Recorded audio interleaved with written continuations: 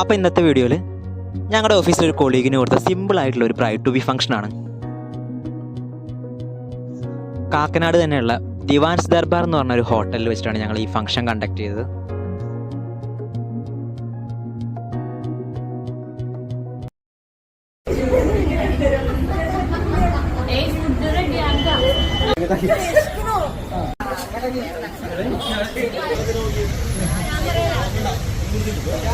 തിരിച്ചോ